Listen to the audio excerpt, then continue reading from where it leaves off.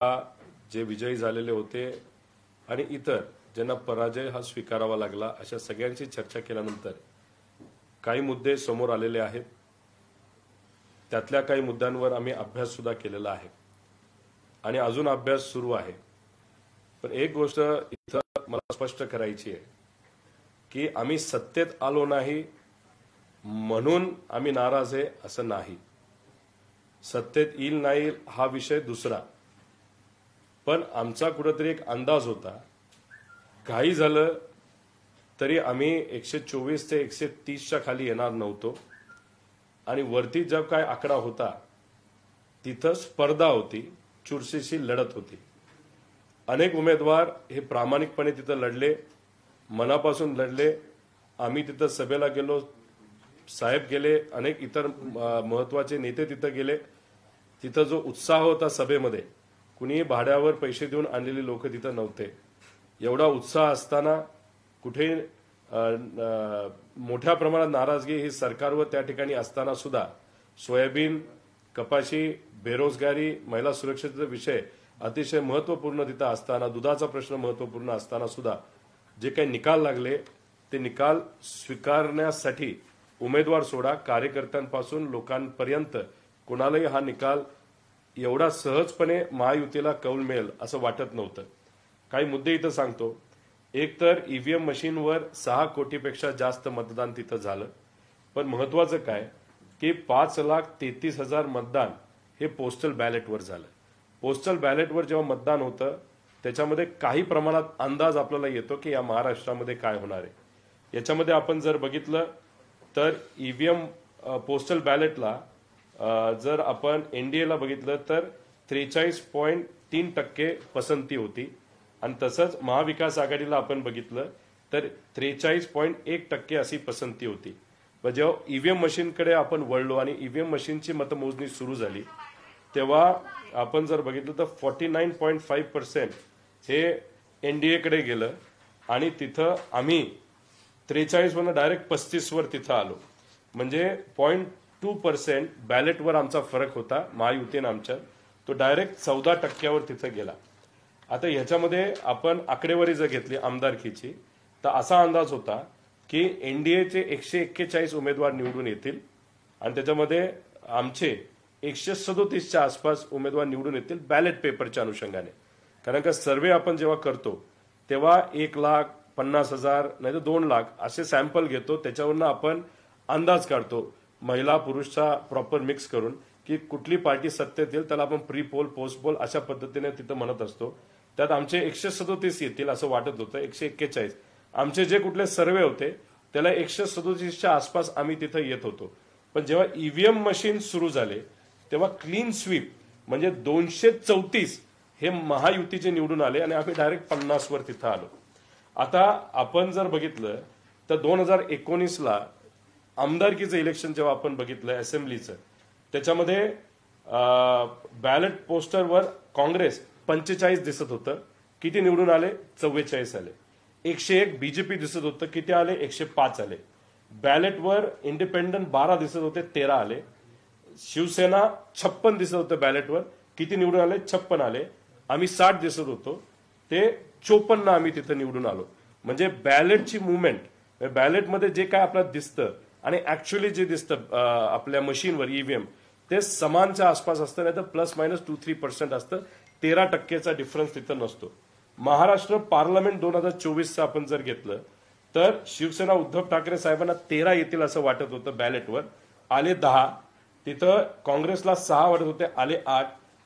तिथं आम्हाला 11 वाजत, तिथं इंडियन नॅशनल काँग्रेस जर आपण घेतली तर कुठेतरी 11च्या आसपास येतील असं वाटत होतं। भारतीय जनता पार्टी बॅलेटवर 12 दिसत होतं, 9 आलं। शिवसेना 6 वर 6 आलं आणि नॅशनल दादांची पार्टी 0 दिसत होतं, 1 तिथं आलं। आणि अशा पद्धतीने म्हणजे बॅलेट साधारणपणे समान तिथं वोटिंग तिथं दाखवत असतं। हेच आपण जर हे घेतलं हरियाणा पॅटर्न, तर हरियाणामध्ये पोस्टल बॅलेटवर काँग्रेस 73 दिसत होतं, आलं 37। बीजेपी 16 दिसत होतं, आलं 48। आता ह्याच्यात अजून एक मोठा फरक झालेला आहे। एक तर बॅलेट आणि ह्याच्यावरून मी तुम्हाला अंदाज सांगतो। दुसरं वोटिंगमध्ये मोठ्या प्रमाणात वाढ झालेली आहे. म्हणजे आता पार्लमेंट 2014 आणि असेंब्ली 2014 याच्यामध्ये 37 लाखाची वाढ झाली होती. 7.6% मतदारांनी ज्यांनी मतदान केलं त्याच्यात वाढ झाली होती. त्यानंतर 14 आणि 19 पार्लमेंट, 14 असेंब्ली आणि 19 पार्लमेंटमध्ये 16 लाख. त्यानंतर 19 पार्लमेंट आणि असेंब्ली 19 याच्यामध्ये 11 लाखाची वाढ झाली होती. पार्लमेंट 24 आणि असेंब्ली 19चा फरक काढला तर 20 लाख आहे. पण आत्ताची खासदारकी आणि आत्ताची आमदारकी ह्याच्यामध्ये जर आपण फरक काढला तो हा फरक येतो 74 लाख. म्हणजे 74 लाख लोकांनी अतिरिक्त मतदान लोकसभा आणि विधानसभामध्ये तिथं केलेलं आहे. माझ्या मतदारसंघामध्ये 40,000ली वाढ तिथं झालेली आहे. ते आकडे मी तुम्हाला देतो. आता आमचं म्हणणं एवढंच आहे की ही जी मोठी वाढ झालेली आहे याच्यात गाड्या मोठ्या प्रमाणात लागल्या असत्या. त्या गावामध्ये सुद्धा एक चर्चा झाली असती, अरे जबरदस्त वोटिंग वाढले, खूप मोठ्या प्रमाणात लोकांची गर्दी आहे. ठराविक बूथ सोडले जिथं मतदान जास्त आहे पण बूथ 2च आहे. जिथं 3 बूथ पाहिजे होते तिथं 2 असल्यामुळे तिथं 9 वाजेपर्यंत चाललं. पण बहुतांश बूथवर मतदान पटकिनी संपलं होतं. तर 74 लाख ही जी ग्रोथ तिथं झालेली आहे त्याच्या खोलात जर आपण गेलो, भोसरीला 1 लाखाची वाढ लोकसभा आणि विधानसभा झालेली आहे आणि तिथं बीजेपीचा उमेदवार निवडून आला. त्यानंतर पनवेलमध्ये 87,000, मावळमध्ये 72,000, शिरूर जिथं अशोक बापू निवडून येतील असं आम्हाला वाटत होतं तिथे 71,000. आणि ही मेजॉरिटी जी वाढ झाली जिथं जिथं झालेली आहे तिथं महायुतीचा उमेदवार मोठ्या प्रमाणात निवडून आलेला आहे. तुम्ही जर सोशल मीडिया नाही तर टीव्हीवर काही चर्चा बघितल्या, शिर्डीमध्ये काही विद्यार्थ्यांनी मतदान केलं अशी तुम्ही चर्चा ऐकलेली आहे. काही जसं आपलं कन्नड आहे तिथं जेवढं मतदान आहे त्याच्यापेक्षा कितीतरी जास्त मतदान ईव्हीएम वर झालंय. त्यात ईसीआय म्हणजे इलेक्शन कमिशनने एक्सप्लेनेशन दिलं, पण ते एक्सप्लेनेशन सुद्धा आपण टॅली केलं. त्याच्या मोठ्या प्रमाणात तिथं आपल्याला फरक हा त्या ठिकाणी दिसतोय. आता ह्याच्यामध्ये आपण जर बघितलं तर पोस्टलवर 56% भाजप दिसत होतं, ईव्हीएम मध्ये डायरेक्ट 90%वर गेलंय. शिंदे गट 35% पोस्टलवर दिसत होतं, डायरेक्ट 70%वर गेलंय. अजितदादा 40% दिसत होतं, 69 वर गेलंय. आणि आम्ही बघितलं काँग्रेस 55% दिसत होतं, 14 वर आले. ठाकरे 68% दिसत होतं, 21 वर आले. आणि पवार गट 43 वरनं डायरेक्ट 11%वर तिथं आलेलं आहे. त्यामुळे हे मोठे तिथं फरक आहे. त्याच्याच बरोबर ईव्हीएम मध्ये काही गोष्टी म्हणजे 95 मतदारसंघ आहे ज्याच्यामध्ये 19 मतदारसंघात ईव्हीएम मध्ये जास्त मतं आढळली आणि 76 मतदारसंघ असेल ज्याच्यामध्ये ईव्हीएम मध्ये कमी मतं आढळली. असे 95 एका न्यूज चॅनलनी सुद्धा ते कव्हर केलं होतं. 95 ठिकाणी तिथं मतामध्ये फरक जाणवत होता मशीन आणि ऍक्च्युअल C17 मध्ये. पण त्यात बघितलं 84 ठिकाणी एनडीए जिंकलंय, 10 ठिकाणी एमव्हीए जिंकलंय आणि एका ठिकाणी AMIM तिथं जिंकलेलं आपण सगळे बघू शकतो. त्याच्याच बरोबर काही मतदारसंघामध्ये कराड उत्तर बाळासाहेब पाटील 90,935, पाटण सत्यजित पाटणकर 9,935, दोघांना सेम. त्यानंतर कराड दक्षिण 1,01,50 हे पृथ्वीराज चव्हाणांना. प्रभाकर घारगे सातारा जिल्हा 1,03,46, तसंच कोरेगावला, तसंच फलटणला, तसंच नाशिक जिल्ह्यामध्ये सुहास कांदे 1,38,000, माणिकराव कोकाटे 1,38,565, नरहरी झिरवळ 1,38,622, छगन भुजबळ साहेब 1,35,023. त्याच्याबरोबर आपण हिरानाम खोसकर 11,75,75, नितीन पवार 11,19,19, दिलीप बनकर 1,20, राहुल असं जर आपण बघितलं तर याच्यामध्ये कुठं ना कुठंतरी एक प्रेडिक्टेड लॉजिकचा वापर जर केला असेल मशीनमध्ये तर मग अशा पद्धतीने आकडेवारी येऊ शकते असं काही तज्ज्ञांचं तिथं मत आहे. अणुशक्ती नगरला सुद्धा 17व्या पर्यंत आमचा उमेदवार हा प्लस होता. पण नंतर जर आपण बघितलं जेव्हा विरोधी पक्षाचे उमेदवार हे तिथं बूथवर आले म्हणजे बूथ मोजणीच्या इथं, त्यानंतर त्यांचं म्हणजे आमचं मतदान कमी झालं आणि आमच्या विरोधकाचं मतदान त्या ठिकाणी कुठेतरी वाढलेलं आहे. त्याच्याच बरोबर बॅटरीचं प्रमाण जर बघितलं तर त्यांनी सांगितली बॅटरी फार पॉवरफुल होती म्हणून मतमोजणीच्या दिवशी 99% बॅटरी आपल्याला सापडल्या. मग आम्हाला प्रश्न असा आहे की मग काही ठिकाणी 70% होती, काही ठिकाणी 76% होती, 80% होती आणि काही ठिकाणी बॅटरी 0% गेली होती. मग तुम्ही 99ला जे लॉजिक देता बॅटरी जबरदस्त आहे, तेच लॉजिक खरं जर बघायला गेलं तर बाकीच्याला ते लॉजिक बसत नाही. तर आमच्या सगळ्यांचं असं मत आहे की याच्यामध्ये जी काय तफावत ही मोठ्या प्रमाणात या सगळ्या विषयामध्ये तिथे येत आहे, याच्यावर योग्य अशी एक्सप्लेनेशन येण्याची जरूरत आहे. आमचं मत, आम्ही रडीचा डाव खेळतोय असं अजिबात नाही, पण उमेदवारांना आम्ही जवळून ओळखतो. ज्या पद्धतीने त्यांनी प्रचार केलाय, प्रसार केलाय, लोकांपर्यंत गेलेले आहेत. 2019ला काही उमेदवार आमचे हारले होते, पण त्यावेळेस त्यांनी कुठेही असं मन व्यक्त केलं नाही, अरे आम्ही हारायला नको पाहिजे होतो. ते म्हणाले आम्ही कुठेतरी कमी पडलो. पण आज जर बघितलं की 5 वर्ष त्या लोकांनी सत्ता नसताना सुद्धा काम केलं, पण तरी सुद्धा ते आज हारलेले आहेत आणि मोठ्या मोठ्या मार्जिनने तिथं हारलेले आहेत. त्यामुळे आमच्या सगळ्यांचं मत असं आहे की इलेक्शन कमिशननी आमची एक मागणी मान्य करावी. 4 दिवसासाठी मोठे कॅमेरे लावा, भारी कॅमेरे लावा. ज्या ठिकाणी तुम्हाला ईव्हीएम आम्ही सांगू ते ईव्हीएम तुम्हाला द्यायचे, तिथं ते ईव्हीएम आम्ही खोलणार, बघणार, आमचे तज्ज्ञ येणार.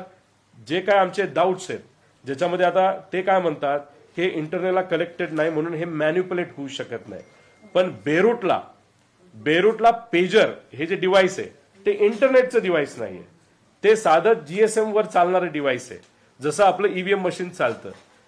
टेररिस्ट लोकांनी ते पेजर हे हॅक केलं.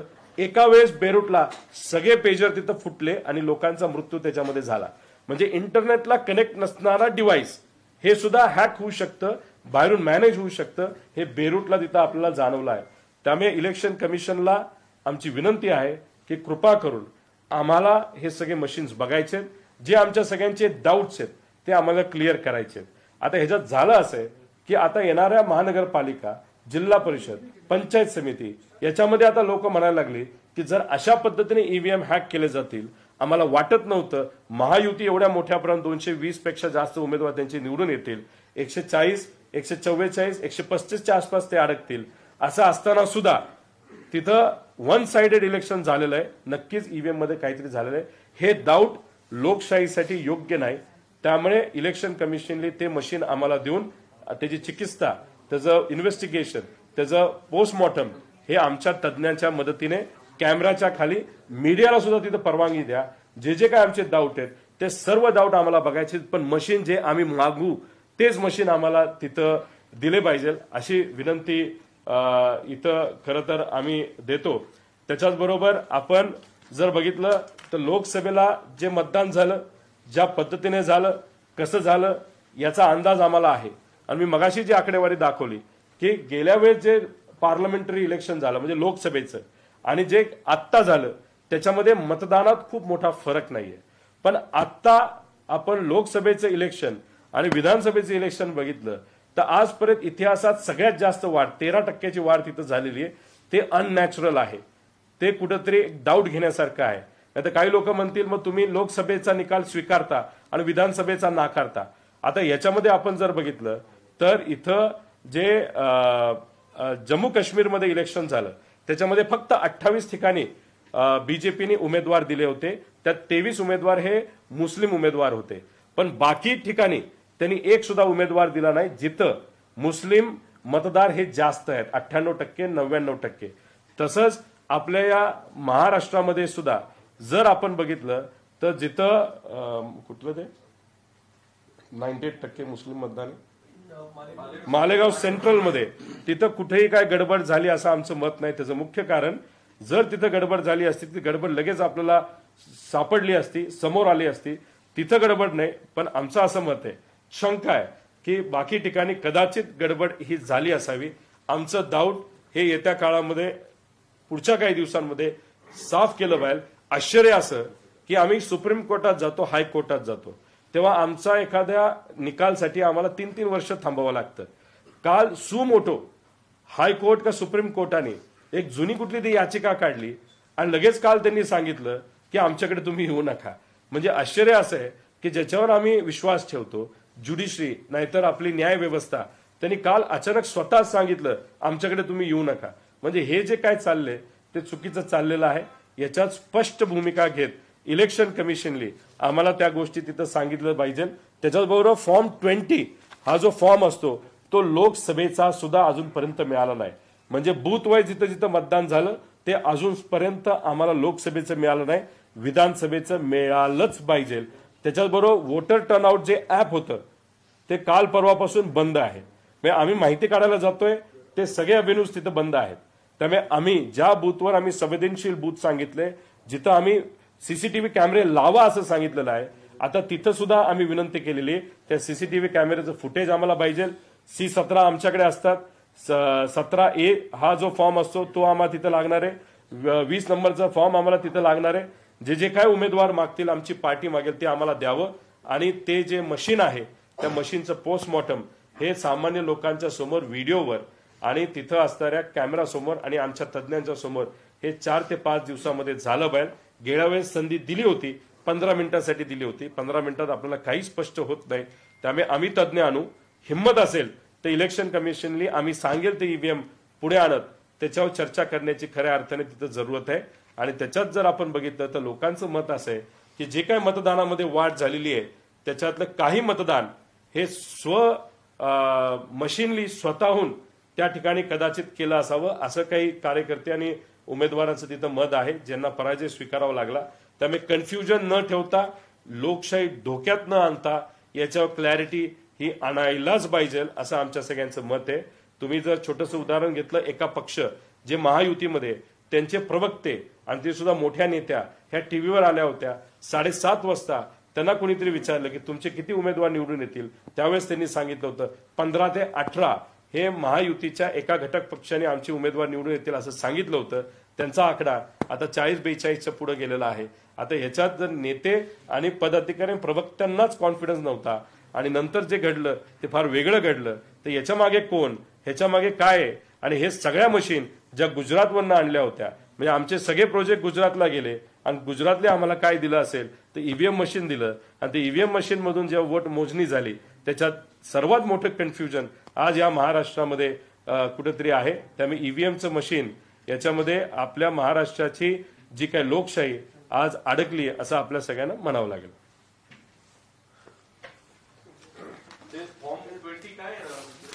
फॉर्म 20 जो विषय असतो त्याच्यामध्ये आपल्याला कळतं की बूथ निहाय किती किती कसं कसं मतदान झालेलं आहे. आता ह्याच्यावर क्लॅरिटी आणण्यासाठी इलेक्शन कमिशननी पुढाकार घेऊन, एक तर आमचा तो अधिकार आहे, लोकसभेला सुद्धा अधिकार होता, त्यांनी तो फॉर्म द्यायला पाहिजे होता, जो दिला नाही. आता आमची मागणी आहे लोकसभेचा पण द्यावा आणि आम्हाला आता या विधानसभेचा सुद्धा लवकरात लवकर द्यावा. तो फॉर्म त्यांच्याकडे आहे. मशीन रिपोर्ट सुद्धा आम्हाला पाहिजे, कारण बऱ्याच ठिकाणी 5:30 वाजताच मतदान बंद झालं अशी चर्चा आहे. आता ह्याच्यामध्ये कन्फ्युजन का निर्माण होतं की जेव्हा तुम्ही मशीनला मॅन्युप्युलेशन करता त्या मशीनमध्ये जे क्लॉक असतं, जे घड्याळ असतं, त्याच्यामध्ये सुद्धा मॅन्युप्युलेशन होतं. त्यामुळे मशीन रिपोर्ट आम्हाला मिळाला पाहिजे, कारण बऱ्याच ठिकाणी 5:30 वाजता पोलिंग हे बंद झालं होतं. पोलिंग 5:30, 5 नाही तर 6च्या आधी तेव्हाच बंद होतं जोपर्यंत 100% मतदान होत नाही. जर 100% मतदान तिथं झालंच नसेल, असं कुठलंच बूथ नाही जिथं 100% झाले, तरी सुद्धा 6च्या आधी तुम्ही मशीन का बंद केलं, त्याचं कारण काय होतं, या सगळ्या गोष्टींवर कुठेतरी स्पष्टता आणायची खऱ्या अर्थाने आज लोकशाही टिकवण्यासाठी आपल्या सगळ्यांना जरूरत आहे. त्याच्याचबरोबर काही टीव्ही चॅनलनी सुद्धा ईव्हीएम मशीन कसं हॅक करता येईल. आता आम्हाला सुद्धा काही लोक भेटले होते की तुम्हाला आम्ही असं असं करून देतो, मतदान वाढून देतो, मतदान कमी करून देतो, पण आम्ही लोकशाहीवर विश्वास ठेवणारे लोक असल्यामुळे त्या गोष्टींकडे आम्ही विश्वास ठेवला नाही. मग ती लोक आम्हाला भेटत असतील तर ज्यांच्याकडे पैसा आहे, जसं की आज सत्तेत असणाऱ्या लोकांकडे, तर त्यांनी त्याचा वापर का केला नसावा. त्यांच्याकडे ज्या सिस्टम्स आहेत, नाही तर ईव्हीएम मशीन बनवत असताना त्याच्यामध्ये जर काय वेगळ्या काही गोष्टी झाल्या असतील तर ते सगळे डाऊट्स आपल्याला कुठे ते क्लिअर केले पाहिजे. याच्यात आम्ही मान्य करतो की जे काही इतर योजना आहेत सरकारच्या, समजा लाडकी बहीण योजना असेल, पैशाचा वापर, दडपशाहीचा वापर, गुंडांचा वापर, याच्यामुळे 2-3% मतं इकडे तिकडे गेली असतील, नाही तर 4% गेली असतील, पण 13, 14, 15% मतदान हे याच्यामुळे हलवू शकत नाही. आणि हे स्पष्ट आमचं मत आहे की काहीतरी वेगळं झालेलं आहे. सत्तेत येईल नाही हा प्रश्न मार्क होता, पण 120 पर्यंत तरी महाविकास आघाडी तिथं कुठे ना कुठेतरी पोचायला पाहिजे होती. आज विरोधी पक्ष नेता नाही, मग लढायचं कसं लोकांसाठी. आणि लोकांचा आता जो काही विश्वास या सिस्टमवरून उडत चाललाय तो कुठेतरी हा विश्वास परत आणण्यासाठी ही चिकित्सा नाही तर पोस्टमॉर्टम मशीनचं लोकांसमोर, मीडियासमोर, कॅमेरासमोर ज्या पद्धतीने सुनावणी ही सुप्रीम कोर्टला टीव्ही समोर होती नाही तर मीडिया समोर होती, तसंच हे सगळे मशीन काढून चेक करणं हे महत्वाचे. व्हीव्हीपॅट मॅच होणारच आहेत, कारण का आमचं व्हीव्हीपॅट. अजून एक गोष्ट, काही व्हिडिओज आमच्याकडे आलेत ते मी पब्लिश करेन. त्याच्यामध्ये एका उमेदवाराने त्याच्या कार्यकर्त्याने, ते चुकीचं आहे पण त्यांनी व्हिडिओ काढला मतदान करताना, बटन दाबलं रोड रोलरचं, तिथं फोटो आला रोड रोलरचा, पण तो फक्त फोटोच होता, खाली चिठ्ठीच पडली नाही. मग असं आम्ही समजायचं का आम्ही जे बटन दाबतोय आम्हाला चित्र मात्र आमचं दिसतंय, पण खाली जे चिठ्ठी पडतीये चित्र आमचं पण चिठ्ठी ही भाजपची नाही तर महायुतीची, असं आम्ही समजायचं का? तर ह्या सगळ्या गोष्टी स्पष्ट झाल्या पाहिजे, लोकशाही टिकली पाहिजे, नाहीतर लोकांचा विश्वास लोकशाहीवर, ईव्हीएम मशीनवर, इलेक्शनवर राहणार नाही. हे सगळ्यात घातक गोष्ट आहे. पैशाचा वापर अमाप झालेला आहे आणि जर पैशाचा वापर होणारच असेल तर शेतकऱ्याची पोरं, नाहीतर सामान्य लोकांचं प्रतिनिधित्व करणारी लोक, आध्यात्मिक क्षेत्रातील लोक, नाहीतर मीडिया मध्ये सुद्धा जे इच्छुक आहेत ते इलेक्शन लढूच शकणार नाहीत.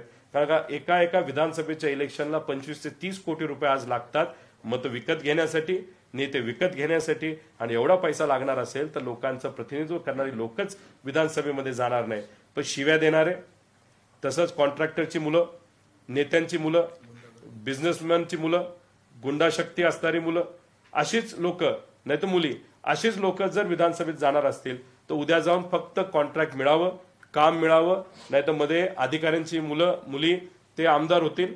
गरिबाचं प्रतिनिधित्व करणारे लोक कुठेही तिथं आमदार होणार नाही.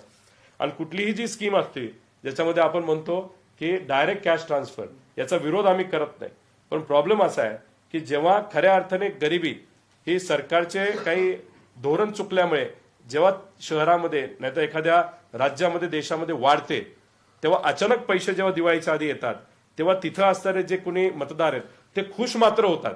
पण या विळख्यामध्ये जर आपला महाराष्ट्र पडला तर मग पुढचे 5 वर्ष आपण काहीच करायचं नाही. गरिबी वाढवायची जी वाढली आहे, आपले जे पर कॅपिटल इन्कम आहे, दरडोई उत्पन्न लोकांचं घटलंय, गुजरातचं वाढलंय. मग 4.5 वर्ष झाली की अशी एक योजना आणायची की ज्या 2,000चं 3,000 करायचं, परत लोक खुश, परत 5 वर्ष, परत मग पैसे. म्हणजे धोरणात्मक काहीच आपल्या राज्यात होणार नाही. फक्त कॅश ट्रान्सफर स्कीमवर जर आपलं राज्य जगवायचं असेल, त्याच्यावर राजकारण करायचं असेल तर मी तुम्हाला सांगतो या महाराष्ट्राचं बिहार व्हायला वेळ लागणार नाही. एवढा विचार हा सगळ्यांनीच तिथे केला पाहिजे. आणि ईव्हीएम मशीनचं चिकित्सा, ईव्हीएम मशीनचं इन्व्हेस्टिगेशन हे लोकांसमोर, जाहीर मीडियासमोर तिथं झालं पाहिजे. पण त्याला 3 ते 4 दिवस देण्याची विनंती या ठिकाणी मी मनापासून तिथं करत आहे. नाही, याच्याबद्दल काल जी चर्चा झाली, जे उमेदवार असे म्हणतात की आमच्या मतदारसंघामध्ये काही अशा वेगळ्या गोष्टी झालेल्या आहेत, त्यांना आम्ही वकिलांची साथ देत आम्ही कोर्टाकडे जाण्याचा विचार तिथं करत आहोत. पण आमचं एकच मत आहे की कोर्ट वगैरे हे सगळ्या गोष्टी अडकून राहणार आहेत. आणि आमच्या उमेदवारांचं मत आहे की ठीक आहे, निकाल लागला, आम्हाला त्याचं काय म्हणणं नाही, पण आमच्या कार्यकर्त्यांना, आमच्या मतदारांना, म्हणजे असे काही मतदारसंघ आहेत की गाव माझं आहे तिथं मी मायनस राहिलो. माझं उदाहरण नाही पण काही उमेदवारांचं आहे. मनसेचा एक उमेदवार आहे, त्याच्या वॉर्डातून नाही तर त्याच्या बूथवर 4 मतदान जे व्हायला पाहिजे होतं घरातलं 4 ते सुद्धा त्याला झालेलं नाही. आणि मग दहिसरमध्ये म्हणजे त्याच्या पत्नीला त्याला दिलं नाही, नाही तर आईली दिलं नाही, नाही तर स्वतःच दिलं नाही, असं परिस्थिती आज तिथं आहे. त्यामुळे हे जे कन्फ्युजन आहे हे घातक आहे. त्यामुळे हे कन्फ्युजन नसणं हे फार महत्वाचं आहे. नाही तर उद्या जाऊन कुणीही इलेक्शनकडे फिरकणार नाही आणि हळूहळू मतदान कमी झालेलं आपल्या सगळ्यांना बघायला मिळेल. आता तुम्ही एक महत्वाचा विषय की आम्हालाही काही लोक असे भेटले होते की जे मतदान वाढून देतो असं म्हटले होते. तुम्ही त्याच वेळी त्यांना काय एक्सपोज केलं आणि त्यांना समोर का आणलं, आणि हा एक भाग. आणि दुसरा मग त्याच्यानंतर तुम्ही म्हणताय की ते त्यांच्याकडे गेले असण्याची शक्यता आहे. नाही, तसं नाहीये. मी ते म्हणत नाही की त्यांच्याकडे गेले असावेत. एक फसवे लोक समाजामध्ये, लोकांमध्ये हे मोठ्या प्रमाणात तिथं फिरत असतात आणि आमचा लोकशाहीवर विश्वास असल्यामुळे हे जे फसवे असतील ते भेटले असतील. आम्ही फक्त एवढंच त्यांना सांगितलं की हे फसवेगिरी, आम्ही याचा विश्वास त्या ठिकाणी ठेवणार नाही. फक्त जे सत्तेत आहेत तरी त्यांचाच वापर केला असेल असं मी म्हणणार नाही. पण ती जी कुठली सिस्टम असेल त्याच्यामुळे त्यांना कॉन्फिडन्स होता की आम्ही हे करू शकतो, ते करू शकतो. आता तुम्हीच थोडंसं उदाहरण घ्या. मुंबई तक हा जो चॅनल आहे त्यांनीच एक कुठला तरी एक व्हिडिओ सिस्टमवर टाकलेला आहे. त्याच्यामध्ये स्टिंग ऑपरेशन त्यांनी केलं असं सांगितलंय. ते तुम्ही थोडंसं डिटेलमध्ये बघून घ्या. ते स्टिंग ऑपरेशन काय होतं, कसं काय झालं, कशामुळे झालं, याचा कुठं ना कुठेतरी अंदाज तिथं घेण्याची जरूरत आहे. आमचं तिथं मत आहे. व्हीव्हीपॅट मध्ये पण चेंजेस होऊ शकतात असं तुम्ही म्हटलंय. नाही, व्हीव्हीपॅटच्या बाबतीत मी एवढंच म्हणतोय की फोटो दिसताना, जसं मी एक उदाहरण आहे, मी व्हिडिओ मागितलेला, तो व्हिडिओ मी उद्या पब्लिश करेल. एका उत्साही कार्यकर्त्याने, खरं तर ते अलाउड नाहीये, पण तरी सुद्धा त्यांनी मोबाईल नेला. पण असतो एक जोश असतो, बघ मी माझ्या नेत्यासाठी काय केलं, त्यांनी तो व्हिडिओ काढलाय. त्या व्हिडिओमध्ये दिसतं असं की तिथं जो फोटो निघतो तो नुसतं फोटोच दिसतो, पण चिठ्ठी जी खाली पडायला पाहिजे तिची चिठ्ठी पडत नाही.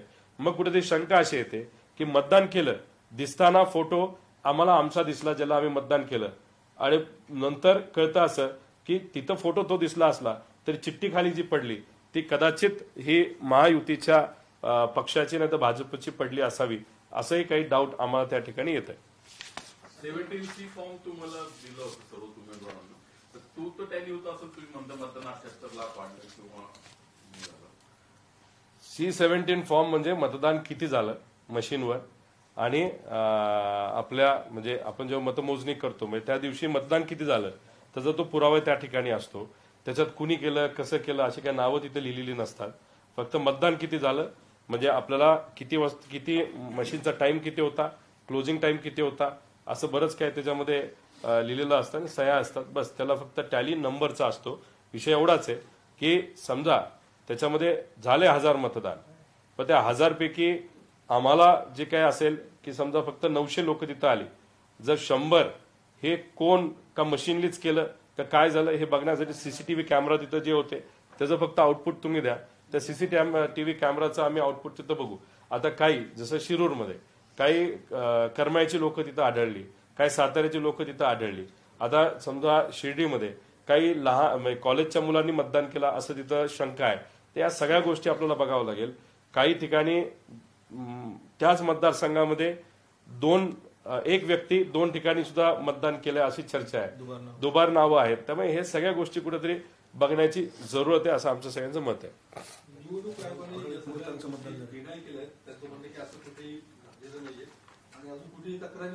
कशाच्या बाबतीत? हे बघा, कन्नडच्या बाबतीत त्यांनी काय सांगितलंय, लोकांनी आवाज उठवला तेवढा परत आयोग जागं झालं. त्यानंतर त्यांनी सांगितलं होतं 81 नंबर बूथ वरील आकडेवारी चुकून 80 वर पडली, पण त्याच्यात 81 नंबरचं चुकते ना परत. मग ते काय म्हणणार, आता 82चं 81 ला पडलं, मग परत काय म्हणणार 83चं 81 वर पडलं. म्हणजे काहीतरी लॉजिकल सांगितलं पाहिजे. बोलायचं म्हणून बोलून चालत नाही. मग तुम्ही 20 फॉर्म द्या, आम्ही जो मागतोय तो मशीन रिपोर्ट द्या आम्हाला. सगळे तुम्ही व्हिडिओ जे काढले गेले ते सीसीटीव्ही कॅमेरा जे संवेदनशील बूथ होते ते आम्हाला तुम्ही द्या. त्यानंतर मशीनची चिकित्सा करण्याची परवानगी त्या ठिकाणी तुम्ही द्या, पण 15 मिनिटं नाही. आमच्या जे कोणी टेक्निशियन्स आहेत ते तिथे येतील, अधिकाऱ्यांसमोर, मीडिया समोर, टीव्ही समोर, लोकांसमोर जे काय आम्हाला चेक करायचं तिथं आम्ही चेक करून घेऊ. जावं लागेल, कारण का काय, ठीक आहे मी निवडून आलोय, मला तसं टेन्शन नाही. पण मी काल जेव्हा आमच्या उमेदवारांना भेटलो ते म्हणाले काही नाही, सगळं केलं आम्ही, लोकांपर्यंत गेलो, लोकांचा आत्मविश्वास आहे, लोक आमच्याकडे रडत आलेले आहेत. अहो हे या गावामध्ये कुठेही मतदान कमी होऊच शकत नाही. हे कसं झालं आम्ही ॲफिडेव्हिटवर लिहून तुम्हाला देतो. अशा परिस्थितीमध्ये जे दडपण आमच्या उमेदवारांवर आलंय, एवढं सगळं करून लोकांची सेवा केली, कोरोनामध्ये सेवा केली, बरंच काय आम्ही शिक्षणाला मदत केली, आम्ही लोकांपर्यंत वेगळ्या वेगळ्या माध्यमातून तिथं पोहोचलो. आणि ह्या सगळ्या गोष्टी होऊन सुद्धा जर मतदानच मिळत नसेल, आणि मतदान ठीक आहे 5-6 हजारांनी पडणं, डायरेक्ट 50-50, 60-60 हजाराचा जो फरक येतो, आम्ही विश्वासच ठेवू शकत नाही. ही जी आमच्या उमेदवारांची परिस्थिती झाली ती कुठेतरी समजून घेऊन मला असं वाटतं की चिकित्सा करण्याची त्या ठिकाणी जरूरत आहे. तुम्ही निवडून आले तेव्हा अजित पवारांनी सभा घेतली नाही म्हणून ते कारण ठरलं असं ते परवाच्या दिवशी म्हणत होते. तुम्हाला तथ्य वाटतं का ते जे बोलतात? आमचं मत होतं की मोदी साहेबांची आणि अमित शहा साहेबांची जी सभा तिथं ठरली होती ती व्हायला पाहिजे होती. मग माझं मताधिक्य वाढलं असतं. त्यामुळे आज कुणी काय बोलू शकतं. मग अमित शहाची सभा तिथं कॅन्सल झाली ना, का कॅन्सल झाली, ते तर तुमच्याच पक्षाचे नेते. त्यानंतर देवेंद्र फडणवीस साहेब तिथं प्रचाराला का नाही आले, मग तिथं नड्डा आले हात हलवला, टाइम असताना सुद्धा हात हलवून निघून गेले. मग आता म्हणायचं का नड्डांना पाहिजे होते, रामशिंदे पडले पाहिजे. उगाच काहीतरी तुम्ही विषय घेऊन तिथं बोलत आहात आणि एक वेगळं भावनिक आणि भांडवल करण्याचा प्रयत्न करत आहात. म्हणजे 2019ला असंच तुम्ही भावनिक झाला खापर विखे पाटलांवर फोडलं, मागच्या दरवाज्यानी तुम्ही तिथं MLC घेतली, आता परत तुम्ही रडताय MLC आहातच, आता मंत्रिपद मिळालं पाहिजे. त्यामुळे हे जे काय भावनिक नाट्य त्यांनी काल तिथं केलं त्याच्यामध्ये आमचा प्रश्न एवढाच आहे, मग तुमचे भाजपचे मोठे मोठे नेते का तिथं तुमच्या प्रचारासाठी आले नाहीत ते तुम्ही स्पष्टपणे लोकांना सांगा. राम शिंदे नाही, अजित पवार जे बोलले त्याच्यावर त्यांनी प्रतिक्रिया विचारत होती तुमची. अजित पवार म्हटले माझी सभा झाली असती तर काय झालं असतं. आता अजितदादांच्या सभा जिथं जिथं व्हायला पाहिजे होता तिथं का नाही झालं याचाही अभ्यास आपण तिथं करूया. बारामतीमध्ये अजितदादा एकच दिवस घालवायचे, आता त्यांना 10 दिवस का तिथं घालवायला लागले याचाही आपल्याला अभ्यास करावा लागेल. आता तुम्ही जर बघितलं इलेक्शन डिक्लेअर झाल्यापासून इलेक्शन हुसतंय, जो काय काळ त्याच्यामध्ये गेला, जर दादा बारामतीमध्ये कमी आणि बाहेर जास्त त्यांनी फिरले असते तर चांगलं झालं असतं, पण त्यांना फिरता नाही आलं. त्यामुळे वेळ मर्यादित असल्यामुळे त्यांनी त्यांचे उमेदवार जिथे आहेत तिथं जाण्याची पसंती केली असावी म्हणून ते तिकडे गेले असतील. आता दादा वेगळ्या पक्षाचे नेते आहेत, त्यांच्याबद्दल मी तिथं काय बोलणार. त्यांची कॉमेंट अशी होती की थोडक्यात वाचले तुम्ही, थोडक्यात निवडून आले, मी जर तिथं सभा घेतली असती तर काय झालं असतं. म्हणजे मग आमचं हे म्हणणं आहे, अमित शाह साहेबांनी, मोदी साहेबांनी, नड्डा साहेबांनी भाषण करायला पाहिजे होतं. माझं मतदान 20,000 वाढलं असं जसं लोकसभेत झालं तसं. आज ठाकरे गटाची बैठक पार पडली त्यामध्ये स्वबळावरती लढण्याचा विचार ठाकरे करतात. विचार आहे, चर्चा आहे, त्यांचं जेव्हा काय फायनल होईल तेव्हा आपण त्या बाबतीत जास्त स्पष्टपणे बोलून घेऊ. पण त्यांचं मत हे महानगरपालिका मुंबईच्या बाबतीत असावं, तिथं एकटे त्यांना लढायचंय. आता उद्या जाऊन असंही ठरू शकतं की ज्या काही स्थानिक स्वराज्य संस्था आहेत त्याचे काही इलेक्शन निवडणूक लागतील ते त्या जिल्ह्याला तिथं असणारे नेते ठरवतील, त्या पद्धतीने तुम्ही तिथं लढलं पाहिजे असंही कदाचित निर्णय घेतला जाऊ शकतो. जोपर्यंत उद्धव ठाकरे साहेब तिथं प्रेस घेऊन बोलत नाहीत तोपर्यंत फक्त चर्चेला आपण खरं समजून कुठलाही तिथं निर्णय घेऊ नये असं मला वाटतं. या निवडणुकीत शरद पवारांचे वोट ट्रान्सफर झाले नाहीत मातृश्री म्हणजे शिवसेनेला, असं काही आमदारांचं म्हणणं आहे. मशालीला वोट ट्रान्सफर झाला नाही त्याच्यामुळे पराभव झाला. आमदारांनी जाऊन सांगितलं. कसं आहे, आता शेवटी त्यांना जे वाटतं त्यांनी तिथं सांगितलेलं आहे, आम्हाला जे वाटतं ते आम्ही सांगितलेलं आहे. पण मी जो मुद्दा आज घेतला तर पार्टीच्या पलीकडे जाऊन होता, तो त्यांच्या गटासाठी सुद्धा होता, काँग्रेससाठी सुद्धा होता, आमच्यासाठी सुद्धा होता. म्हणजे विदर्भमध्ये लोक अक्षरशः सोयाबीन त्यानंतर कपाशी याचे भाव कमी असल्यामुळे तिथं मोठ्या प्रमाणात अडचणीत आलेले आहेत. तिथं ज्या पक्षाने बाहेरून कापूस आणला, ज्या पक्षाने सोयाबीनवर लक्ष दिलं नाही, ज्या पक्षाने दुधावर लक्ष दिलं नाही, अशा पक्षाला जर तिथं जास्त मतदान होते आणि ते निवडून येतात, याच्यावरनं मला असं वाटतं की काहीतरी चुकतंय, काहीतरी कुठंतरी पाणी मुरतंय. ते कुठं मुरतंय एवढं फक्त कळावं. ते कळत असताना लोकशाही मार्गाने सगळ्यांसमोर ते चिकित्सा झाली पाहिजे असं आमचं प्रामाणिक मत आहे. ठाकरे गटाच्या आमदारांचं हे पण म्हणणं होतं की मौर्यातनं बाहेर पडाच आणि कट्टर हिंदुत्ववादी भूमिका घ्या, अशा पद्धतीची भूमिका आजच्या बैठकीत त्या आमदारांनी मांडली. ठीक आहे, आता त्याच्याबद्दल न राऊत साहेबांनी स्पष्टीकरण दिलं, न उद्धव ठाकरे साहेबांनी स्पष्टीकरण दिलं, न आदित्य ठाकरेंनी स्पष्टीकरण दिलं की अशी अशी चर्चा झाली आणि असं असं आमचं मत आहे आणि मग आम्ही त्याच्यावर ही भूमिका घेत आहोत. फक्त चर्चेतून आपण एखादा निर्णय घेणं हे योग्य नाही. काल आमच्या बैठकीत काय चर्चा झाली ही स्वतः मी तिथं बोलून दाखवतोय आणि त्याच्यात बहुतांश ठिकाणी जे काही कन्फ्युजन आहे नाही तर डाऊट आहे ईव्हीएम मशीनचं हे मी तिथं आपल्या सगळ्यांसमोर तिथं व्यक्त केलं. ईव्हीएम संदर्भात तुमच्याकडे एवढी चर्चा झाली, त्याचवेळी मग आत्मचिंतन म्हणून बाबा आपल्या काय चुका झाल्या, उदाहरणार्थ अनेक ठिकाणी बंडखोरी आपण थांबवू शकलो नाही, 20 पेक्षा जास्त ठिकाणी बहुधा तुमच्या मैत्रीपूर्ण लढती महिवामध्येच झालेल्या आहेत. नाना पटोले आणि उद्धव ठाकरे यांच्या संदर्भात तो मुख्यमंत्री पदावरचा विषय किंवा तो संघर्ष, या सगळ्या गोष्टींवरती कधी तुम्ही चिंतन करणार नाहीत का? तर बघा, याच्यावर चिंतन करायचं झालं तर 57 ठिकाणी महायुतीमध्ये बंडखोरी झाली होती, त्याचा प्रभाव त्यांना तिथं मात्र आला नाही. आणि आम्हाला जर तुम्ही बघितलं तर बंडखोरीचा खूप इम्पॅक्ट तिथं आलाय असं नाही, पण आम्हाला जे ट्रॅम्पेट नावाचं चिन्ह आहे त्याचा खूप मोठा इम्पॅक्ट आलाय. 11 ठिकाणी आमचे उमेदवार तिथं पडलेले आहेत. त्यामुळे त्याचा तर आम्ही अभ्यास पूर्वीपासून केलेला आहे. दुर्दैव असं यंदा सुद्धा 11 ठिकाणी आम्हाला फटका बसलेला आहे. लोकांपर्यंत जाऊन सुद्धा माझ्याच मतदारसंघामध्ये रोहित पवार नावाचा एक डमी उमेदवार जो उभा केला होता त्याला ट्रॅम्पेट दिलं होतं, 3,500 मतं त्यांनी खाल्ली. त्याच्याबरोबर इतर ठिकाणी सुद्धा 11 उमेदवार आमचे त्याच्यामुळे तिथं पडले, त्याच्यावर चर्चा झाली. त्याच्याच बरोबर जे काही ओबीसी मराठा हा जो वाद या महाराष्ट्रामध्ये मुद्दामून काही सत्तेत असलेल्या लोकांनी निर्माण केला आणि त्याच्यावर एक वेगळ्या पद्धतीचं राजकारण झालं, त्याच्यामुळे सुद्धा मोठ्या प्रमाणात फरक झालेला जाणवतोय. हिंदू मुस्लिम करण्याचा प्रयत्न, कटेंगे बटेंगे, याचाही तिथे इम्पॅक्ट आहे. पण आणि लाडकी बहीण योजनेचा, आता ह्या सगळ्या गोष्टी घेतल्या तर ते 4 ते 5% येऊ शकतं प्लस मायनस. पण आमचं मत असं आहे की एवढा मोठा जो इतर ठिकाणी फरक झालाय, आता अशोक बापूंसारखा उमेदवार पडला पण 5,000 पडला तर आम्ही म्हणलो असतो की ठीक आहे, तो जो इम्पॅक्ट आम्ही गृहीत धरतोय तो त्याच्यामध्ये डायरेक्ट 74,000 पडणं हे थोडंसं आम्हाला मान्य होत नाही. तुम्ही जर भोसरीमध्ये गेलात तर तिथं कुठलेही सर्वे तुम्ही बघा, त्याच्यामध्ये सकारात्मक सर्वे येत होते. तर डायरेक्ट 50,000चा फरक म्हणजे तिथं 1 लाखाली मतदान वाढतं आणि आमचा उमेदवार 50,000 पडतो. तसंच तिथं इतरही मतदारसंघ आपण जर घेतले तिथं त्याच बाबतीत काही घोळ झालेला आहे. त्यामुळे मला काय म्हणायचं आहे की आम्ही सगळ्यांवर चर्चा केली, सगळ्या गोष्टी इतर गोष्टी आमच्या हातात आहेत. जी गोष्टी आमच्या हातात नाही ते ईव्हीएम. आता ईव्हीएम आमच्या हातात असलं असतं तर ते सुद्धा आम्ही टीव्ही समोर बोललो नसतो, तुमच्यापर्यंत आलो नसतो. पण ही गोष्ट इलेक्शन कमिशनच्या हातामध्ये आहे. त्यामुळे आता आम्ही तुमच्या माध्यमातून लोकांपर्यंत पोहोचतोय, लोकांकडनं सुद्धा मुवमेंट झाली बाहेर.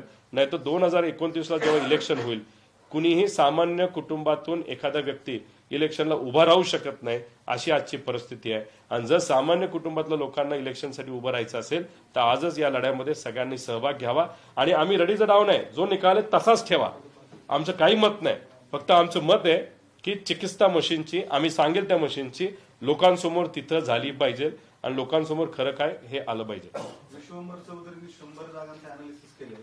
महाविकास आघाडीच्या 100 जागांना मतविभाजनाचा फटका बसलाय असं त्यांचं म्हणणं आहे. तुम्ही जो 2 ईव्हीएमला देत आहे त्याऐवजी उमेदवार जे देण्यात आले सारख्या नावाचे असतील किंवा तिसरे चौथे उमेदवार जी मतं घेऊ शकतील 20 ते 25,000 पर्यंत, अशा 100 जागा आहेत. आणि विनिंग मार्जिन जे ते 2,500 ते 6,000च्या दरम्यान अशा 70 जागा आहेत त्या महाविकास आघाडीच्या गेलेल्या आहेत.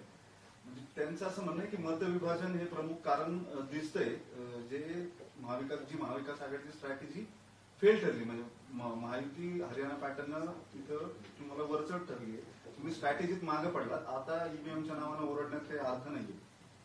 नाही काय नाव तुमचं? विश्वंभर चौधरींना मला विनंती करायची की जो काही डेटा आम्ही इथं मांडलेला आहे त्याचाही तुम्ही तिथं अभ्यास करावा. आता याच्यामध्ये जिथं आपल्याला नंबरमध्ये काही तफावत आलेली आहे त्याच्यामध्ये जर आपण बघितलं तर 94 ठिकाणी ती तफावत आली, त्यांचे 85 ठिकाणी महायुतीचे उमेदवार तिथे निवडून आले आहेत. याचाही कुठे ना कुठेतरी अभ्यास तिथं झाला पाहिजे. आणि त्याच्याच बरोबर जर ते म्हणतात ते जे आहे म्हणजे ज्याच्यामध्ये करेक्शन आपण म्हणतो ते करेक्शन जर आम्ही केलं असतं, समजा त्याच्यात आम्ही योग्य ठरलो असतो आणि ह्या ज्या गोष्टी त्या झाल्या नसत्या तर कदाचित मग आम्ही 180-190 पर्यंत गेलो असतो.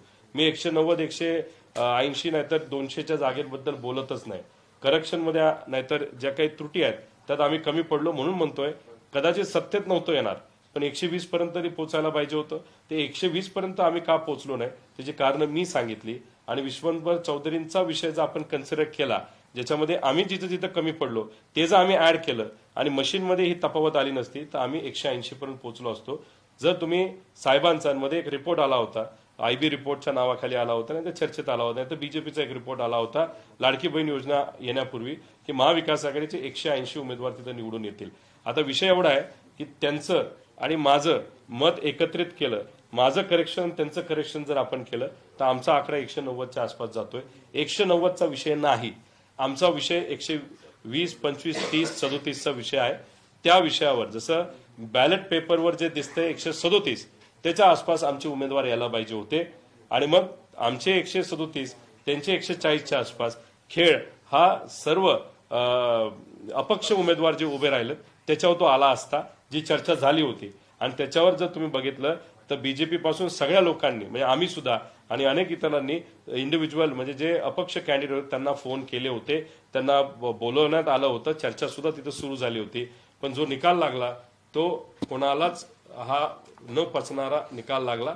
आमचं मत तुम्ही आकडेवारी बदलू नका, 50लाच आम्हाला ठेवा, पण जे काही डाऊट सामान्य लोकांमध्ये आणि कार्यकर्त्यांमध्ये आलेलं आहे ते मात्र पारदर्शक पद्धतीने हे कुठेतरी लोकांसमोर क्लिअर झालं पाहिजे. नाही तर येणाऱ्या कुठल्याही निवडणूकमध्ये लढत असताना डाऊट जर डोक्यात राहिलं तर लोकशाही जिवंत राहणार नाही. लोकसभेला पश्चिम बंगाल, कर्नाटक आणि महाराष्ट्र ही 3 मोठी राज्य होती ज्याचा मोठा आकडा हा लोकसभेसाठी महत्वाचा असतो. त्यावेळी तुमच्या मनात शंका काय? दादा तुम्हाला हेच सांगितलं मी की त्यावेळेस जे मतं इन्क्रीज झाले त्या इन्क्रीजमध्ये परत एकदा आपल्याला मी सांगतो, त्याच्यामध्ये जो आकडा वाढला, 2014 पार्लमेंटमध्ये 4,87,00,000 मतदार होते. 2014 असेंब्लीमध्ये विधानसभेमध्ये 5,24,00,000 होते, 37 लाख वाढले. 19ला पार्लमेंट म्हणजे लोकसभेला 5,40,40,00,000 आले. 19 असेंब्लीला 5,51,00,000 म्हणजे 10 लाख वाढले. त्यानंतर 19ला जे असेंब्ली झालं त्याच्यामध्ये 5,51,00,000 मतदान झालं. आता असेंब्ली 2024 म्हणजे आम्ही जी लढलो 6,95,00,000 गेलं. आता आम्ही डाऊट का घेत नाही, 2019ला असेंब्ली म्हणजे मी ज्याच्यात गेल्या वेळेस आमदार झालो होतो त्याच्यात आणि ज्याच्यामध्ये गेल्या वेळेस म्हणजे 31 खासदार आमचे निवडून आले त्याच्यात 5,71,00,000 20 लाख फक्त मतदान वाढलेलं आहे. 20 लाख.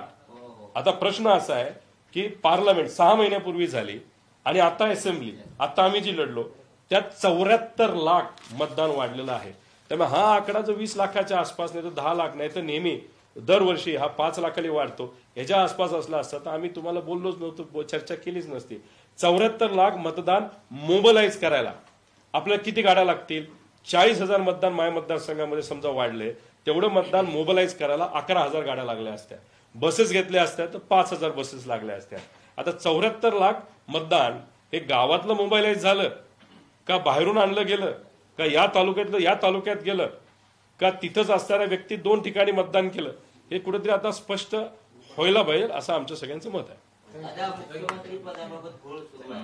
एकनाथ शिंदे मुख्यमंत्री होणार नाही. नाही, आकडे जर बघितले तर भाजपचा आकडा अशा पद्धतीने आलेला आहे की एकनाथ शिंदे साहेबांनी खूप वेळ घालवला तर दादा आणि बीजेपी मिळून सत्ता स्थापन करू शकतं. दादांनी वेळ घालवला तर बीजेपी आणि एकनाथ शिंदे साहेब तिथं सत्ता स्थापन करू शकतं. त्यामुळे आता बरंच काही दिवस या गोष्टी चालतील असं नाही. खरं तर पहिल्याच दिवशी या गोष्टी व्हायला पाहिजे होत्या. उगाच रटाळ पद्धतीने खेचाखेची सुरू आहे. सगळ्यांना माहिती काय होणार आहे. भाजपचंच तिथं मुख्यमंत्री पद येऊ शकतं. फक्त दाखवण्यासाठी कदाचित एकनाथ शिंदे साहेबांना 1 वर्ष दिलं जाऊ शकतं, नाहीतर 5च्या 5 वर्ष मुख्यमंत्री हे भाजपचेच राहतील. आणि जर भाजपने सांगितलं 2.5 तर 2.5 वर्ष होईल. 2.5 वर्ष झाल्यावर पुढचे 2.5 वर्ष भाजपच राहील.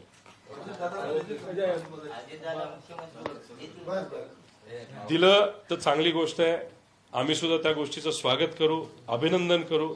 पण भाजपला तुम्ही चांगल्या पद्धतीने जर ओळखत असाल तर भाजप सहजपणे अजितदादांना मुख्यमंत्री बनवतील असं नाही. एकनाथ शिंदे साहेबांना सुद्धा बनवणार नाही. पण गेले 2.5-3 वर्ष एकनाथ शिंदे साहेब असल्यामुळे आता एकनाथ शिंदे साहेबांना मागण्याचा अधिकार आहे, म्हणून फक्त ते थोडंसं पुढं मागे करत आहेत. जर त्यांना गेल्या 2.5-3 वर्षात मिळालं नसतं तर मग एकनाथ शिंदे साहेबांनी सुद्धा मागितलं नसतं. त्यामुळे शेवटी भाजपला ताकद खूप मोठी मिळालेली आहे. मुख्यमंत्री हा भाजपचाच झाला तर होईल. फक्त कोण होईल? देवेंद्र फडणवीस साहेब होतील का आपल्या महाराष्ट्रातलाच एक भाजपचा नेता जो 2019ला त्याला तिकीट नाही मिळालं, तो केंद्रात जाऊन त्यांनी चांगलं काम केलं, अशा व्यक्तीला दिलं जाईल हे मात्र सांगता येणार नाही.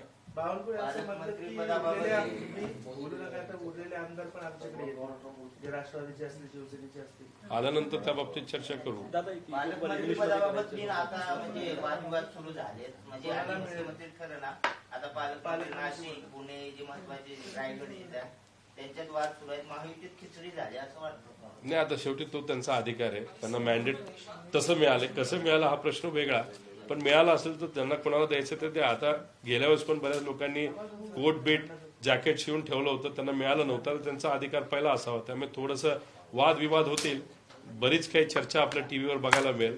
जे काही आपण सोप ऑपरा ज्याला म्हणतो, नाहीतर जे काही पारंपरिक आपण चॅनल्स तिथं बघतो ते जरा काही दिवस बंद करून फक्त न्यूज चॅनल जरी बघितले तरी आपल्याला एंटरटेनमेंट पुढचे बरेच दिवस बघायला मिळेल असं मला वाटतं. इंडिव्हिज्युअल नको.